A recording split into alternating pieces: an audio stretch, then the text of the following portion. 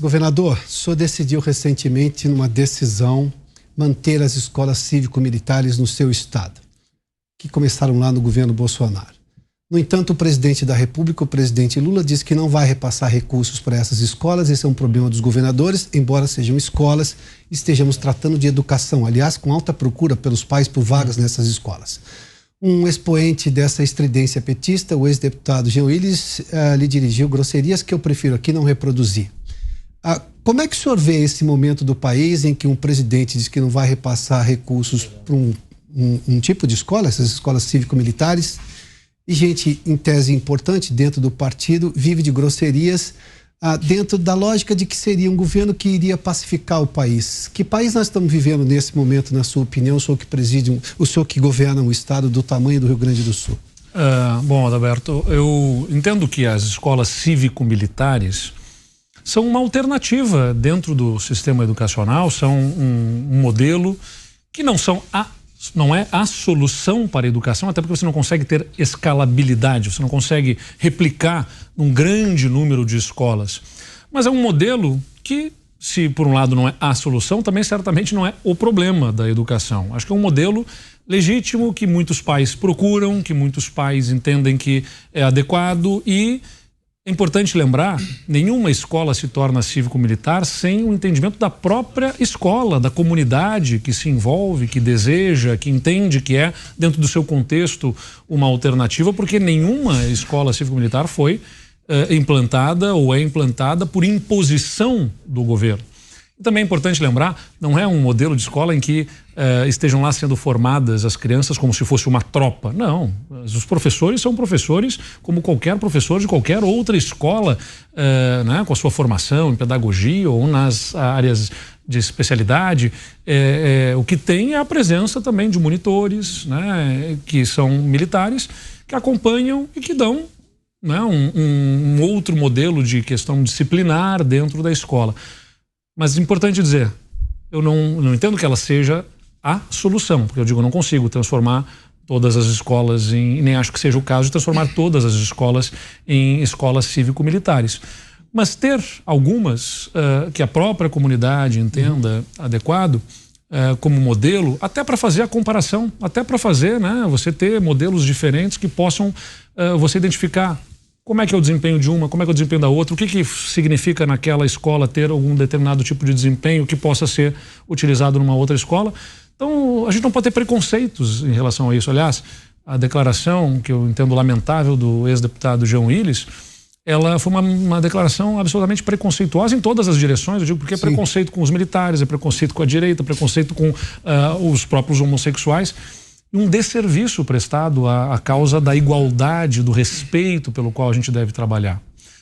Porque muito do que se tenta rotular uma pessoa homossexual tem a ver com uma tentativa de dizer que há algum tipo de promiscuidade, né? Sempre fica isso um tanto no ar, de que que um homossexual não tem algum comportamento promíscuo. É isso que ao longo da história tentaram fazer crer.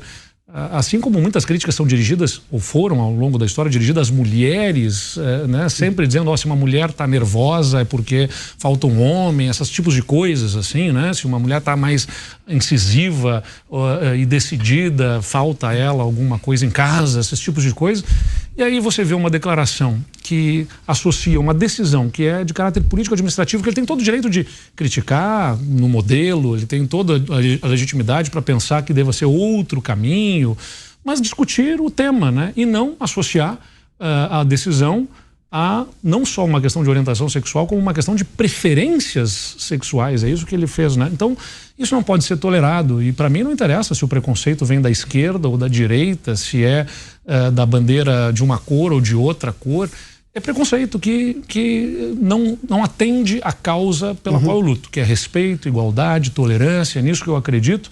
E por isso eu fiz uma provocação, inclusive, ao Ministério Público para que fizesse a apuração e endereçasse as ações que julgasse pertinente para dar consequência àquela manifestação que entendo lamentável. Governador, me permita só insistir no tema, mas fato é que o senhor aqui explicou claramente uma série de preconceitos, seja com as escolas ou inclusive em relação ao senhor, quando veio do ex-deputado Jean Willis, que hoje tem como, digamos, quase uma madrinha dentro do governo, a primeira-dama Janja da Silva.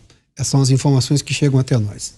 E o presidente diz que não vai repassar recursos públicos a escolas públicas que são, por acaso, as cívico-militares.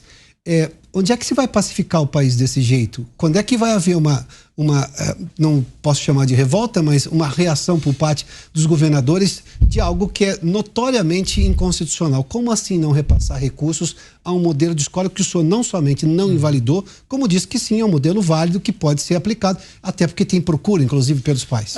Bom, o governo foi eleito, ele tem o direito de estabelecer as políticas públicas com o direcionamento, claro, não ao que bem entender dentro da legislação, mas ele tem o direito de fazer alterações por decreto daquilo que for de ordem infralegal, né, para poder conduzir políticas públicas de acordo com aquilo que entende deva ser feito.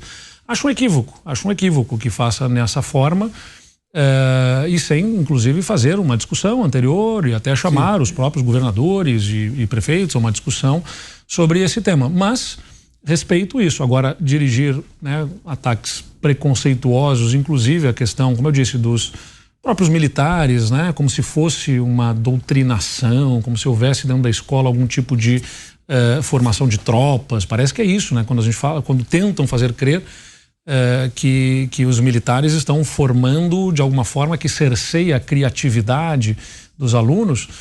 Eu insisto, eu não acho que a escola cívico-militar seja a solução. Não tem nem como escalar isso. Mas, inclusive no Rio Grande do Sul, a gente está falando de um pouco mais de 40 escolas, enfim, dentro do universo, só no estado de 2.300, fora as escolas municipais. Estão falando aí de talvez 4.000 escolas, são algumas que têm isso por decisão da própria comunidade e que muitos pais procuram, demandam esse tipo de ambiente para ter os seus filhos estudando.